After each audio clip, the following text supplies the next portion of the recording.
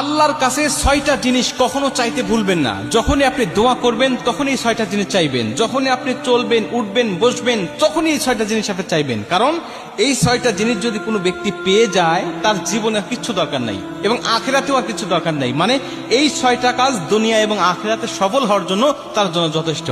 এই জন্য আপনি সবসময় উঠতে, বসতে, চলতে, ফিরতে এই ৬টা জিনিস আপনি চাইবেন। ১ নম্বরে আল্লাহর কাছ থেকে আপনি সুস্থতা চেয়ে নেবেন। সুস্থতা, শারীরিক সুস্থতা।